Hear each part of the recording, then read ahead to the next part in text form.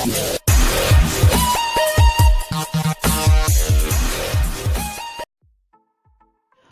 calooshu ma aha oo kaliya dhibaato caafimaad balse sidoo kale way xumaysaa muuqaalka.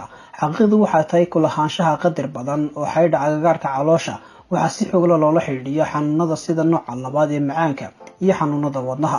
sida awgeed iska jirida xaydha calooshu waxa ay keentaa faa'iidooyin caafimaad oo badan iyo inay ka caawiso cimriga oo dheeraada. xaydha caloosha badanaa waxaa laga cabiraa wareegga dhexda waxaanad ku samayn kartaa si fudud adoo gurigaaga jooga inaad cabirtid. cabir kasta oo ka kormara 40 inch oo u dhiganta 2 cm oo ragga ah iyo 35 cm oo u dhiganta 8 cm oo haweenka ah waxaa loo aqoonsan yahay cayilka xad dhaafka ah ee dhexda. waxaynu soo gudbin doonaa aragtiyo la cadeeyay oo xal u ah hanaanka la isaga jari karo xaydha caloosha marka loo eego qaybaha kale ee jirka ee baruurta leh. jooji sokorta.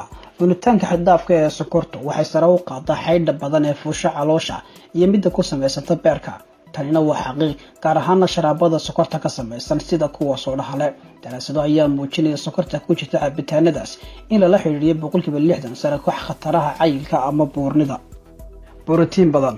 cunitaan badan oo borotiin wuxuu sare u qaadaa shaqada habdhiska cunno burburinta iyo hoos u dhigida heerka gaajada. waa mid saameyn waxtar leh waana hab loo rido miisaanka. cilmibaadhis dhowr ah ayaa soo jeedinaya in borotiinku uu si gaar u yahay mid ka hortag u ah xaydha caloosha ka ururta. karbohaydraytka yare. xadidida karbohaydraytku waa mid si weyn kaaga caawinaysa hanaanka loo rido xaydha caloosha. daraasado ayaa tusaya joojinta karbohaydraytku ay si gaar ah saameyn ugu leedahay inay meesha ka saaraan xaydha caloosha ku samaysanta iyo xubnaha kaaga dhow sida beerka. fiber badan. waxaa jira cilmibaadhis dhowr ah oo caddeyn u ah faa'iidooyinka caafimaad ee fiberta kuna horkici kara riditaanka xaydha caloosha waxaana sabab u tahay kor u qaadida caafimaadka dheefshiidka iyo hoos u dhigida xanuuno dhowr ah. jimicsiga fudud. waa mid waxtar leh jimicsigu haddii aad isku daydid si aad u ridid xaydha caloosha. sidoo kale jimicsigu wuxuu leeyahay faa'iidooyin kale oo caafimaad iyo inuu kaa caawiyo inaad noolaato waqti dheer.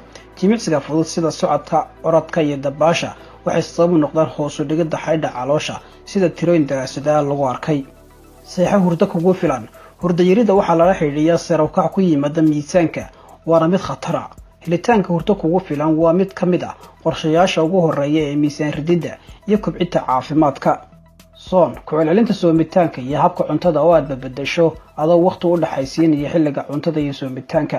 daraasado ayaa soo jeedinaya inay tani tahay tan ugu horeysa saameyn leh habka loo rido miisaanka iyo xaydha caloosha.